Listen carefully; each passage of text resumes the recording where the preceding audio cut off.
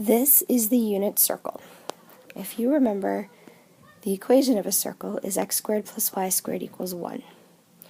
That means that the radius of this circle is 1, and if you take a look at the location of the coordinates on the axes, they're quadrantal angles 1 unit away from the origin. The thing that's different about the unit circle is that rather than measuring the trig functions at this angle theta, we're measuring from the arc length s. How is that very different? Well, truthfully, if we remember our formula for arc length, s equals r theta. On a unit circle, r is 1, which means s equals theta. But instead of taking the trig functions of an angle, we're taking it of a distance. Two very important things that you have to keep in mind is right here. The y distance, the height of any given point off of the x-axis, is noted by sine. The the horizontal distance of any given point from the y-axis is cosine. You can actually think of it like the sign of the cross. Sine goes up and down, cosine would be your cross. This table is in your notes, but for any real numbered s, that's represented by the arc on a circle. These are your rules. The sine is y, the cosine is x.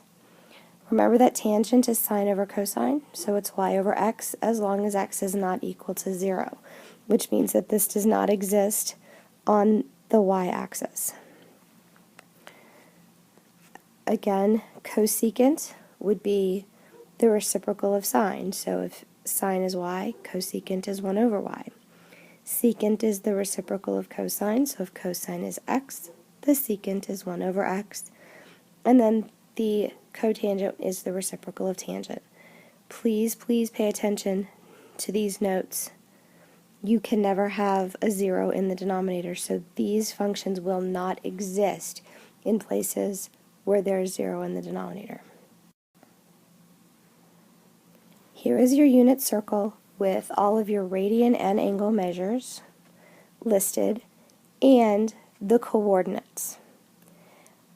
We're showing here the major ones, but if you take a look, here we have a 30, 60, 90 triangle, so we should be able to rationalize that sine would be 1 over 2, and cosine would be square root of 3 over 2.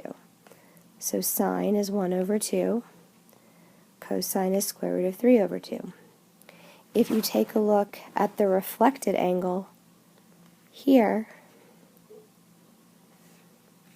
again, it's a 30-degree reference angle, but this time the x value is negative.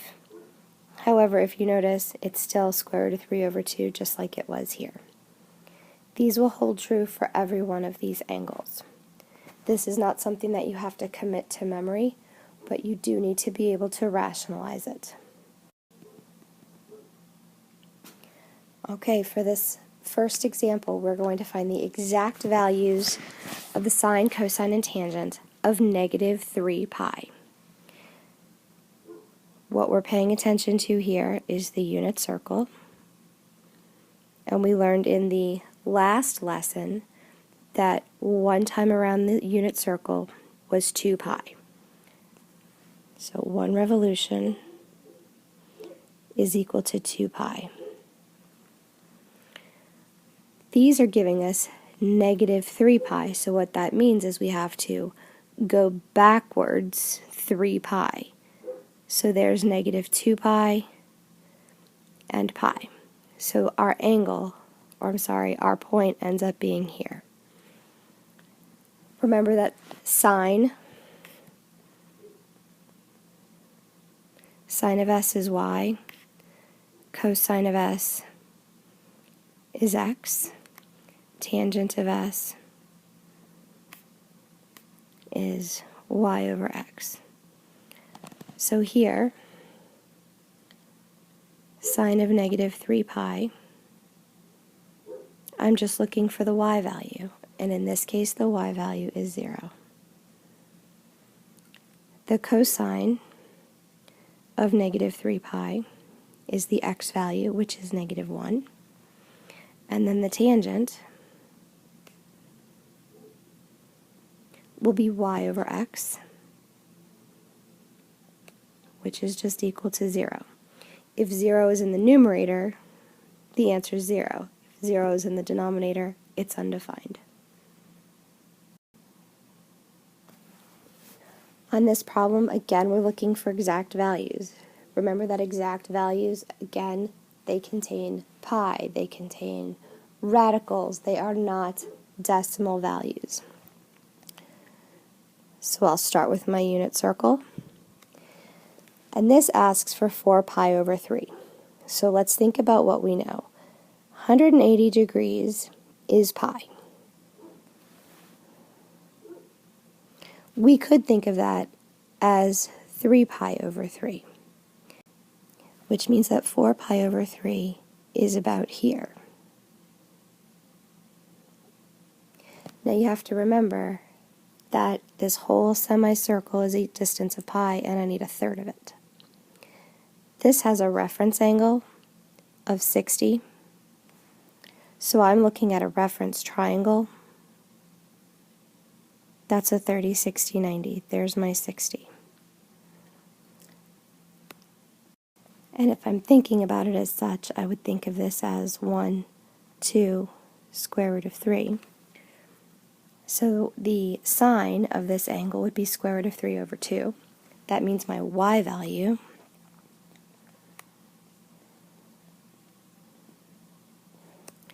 will be square root of 3 over 2.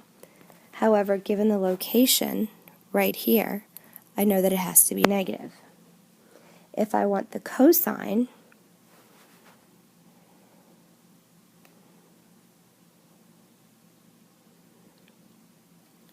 I would make that 1 over 2. But again, given the location in quadrant 3, it's got to be negative. On the next one, exact value of tangent of negative 9 pi over 4. So I'll put in my circle. Now if I know that half of this is pi, that means that this distance is pi over 2, and to get pi over 4, I've got to cut that in half again. So this is what I'm looking at. Now I need to go backwards. I know that one full rotation is 2 pi, but we could call that 8 pi over 4, which means that we need to move one more out, so we're looking here. And that's going to be our negative 9 pi over 4. Being that we've cut the quadrant in half, we're looking at a 45-degree reference angle, which means our reference triangle is a 45, 45, 90. So we've got 1, 1, square root of 2, and there's 45. Well, tangent is sine over cosine. Otherwise, I could just, I guess, take the tangent, right? So the tangent here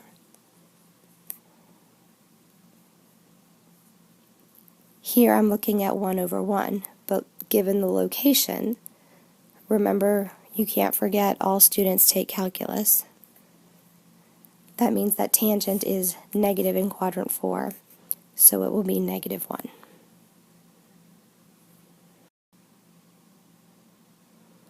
Again, another exact value for 11 pi over 6.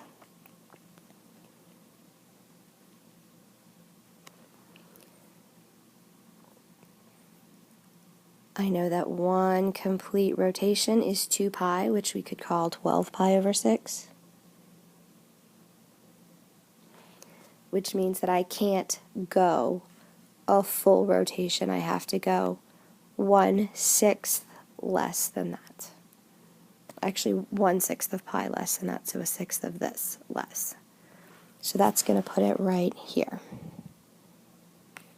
So there's 11 pi over 6. I've got a reference angle of 30, which means I could look at this like a 30, 60, 90. So we've got 1, 2, square root of 3. And if I need sine, that would be opposite over adjacent. I'm sorry, opposite over hypotenuse.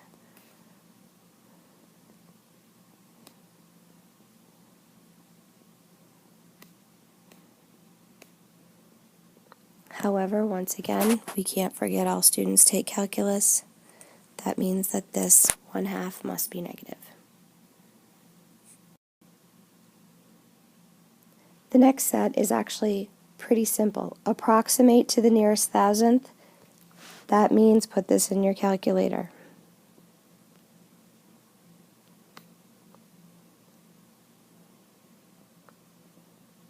But please make sure that you're in radians. When I plug in sine of 3.42, I get negative 0.275. The next one that I punch into the calculator, the tangent of 0.8234 is 1.079. To plug secant into my calculator, I will do 1 divided by the cosine of 5.6041, and that gives me 1.285. And then for the cosecant, I will put into the calculator 1 divided by the sine of negative 2.7335, and that gives me negative 2.520. For this problem, we are untrigging because we are given sine of the arc is equal to some ratio, so we need to go backwards. What we're told here is that we're looking in the interval from 0 to pi over 2. The reason is because when we put anything inverse sine into our calculators, it only spits out an acute angle, and pi over 2 would be the arc length at a 90-degree angle. So what I will put into the calculator is inverse sine of 0.3210. And I get 0.327. This next one is a little bit more of a challenge, although we're still using the inverse function. So because it did not ask for an approximation but an exact value, I will start by looking at the unit circle, and it has told me in the interval of 3 pi over 2 to 2 pi. That's this interval here. And I need tangent to be negative square root of 3 over 3. Well, it's automatically going to be negative because in quadrant 4, only cosine is positive. So, what I'm going to do is I'm going to think about those reference triangles that I've been working with so much. And I know that a 30, 60, 90 is the one that's got square root of 3 in it. So if I want tangent to be square root of 3 over 3, I can either look at the 60-degree angle or the 30-degree angle. If I use the 60, opposite over adjacent would give me square root of 3 over 1. If I look at the 30, opposite over adjacent gives me 1 over square root of 3. That's the one I want. Because when I rationalize it, I get square root of 3 over 3. So what that is telling me is I need to be looking at the radian equivalent of 30 degrees. That's going to be right here, 30-degree angle. So without doing the big calculations that we have done, instead I'm going to rationalize what this is equivalent to. Now I know that 30 is 1/6 of 180, which means that this small distance here really is pi over 6. So what that tells me is I need to look at the whole thing, 2 pi minus pi over 6. So I could think of that actually as 12 pi over 6 minus pi over 6, which gives me 11 pi over 6. So this arc that gives me a tangent of negative square root of 3 over 3 is 11 pi over 6. So I can write that S is 11 pi over 6. What I'm going to show you now is a way to rationalize the conversion from degrees to radians for key values. So what I've written in black are important degree measures that you need to be aware of. Please recognize that they are in increments of 30, 45 degrees. What I will start with is the fact that we know 0 degrees is 0 radians, 180 degrees is pi, 360 is 2 pi. What we can then do is cut each of those in half. 0 is still 0, but now 90 is pi over 2. You could think of this as 2 pi over 2. 270 then would be 3 pi over 2. And this would be 4 pi over 2. We can break that down even further to 45-degree increments. This would be pi over 4, 2 pi over 4, 135 would be 3 pi over 4, there's 4 pi over 4, here's 5 pi over 4, 6 pi over 4, 7 pi over 4, 8 pi over 4. I do hope that you're recognizing this particular pattern. We can look in increments of 60 degrees. Now remember, 60 is a third of 180, so 60 would be pi over 3, then 120 would be 2 pi over 3, 180 is 3 pi over 3, 240 is 4 pi over 3, 300 is 5 pi over 3, and then 360 would be 6 pi over 3. The last that we'll do is to break that down even further, because we can take half of those to go in increments of 30 degrees. Means that 30 is pi over 6. Here we have 2 pi over 6, 3 pi over 6, 4 pi over 6, 5 pi over 6, 6 pi over 6, 7 pi over 6,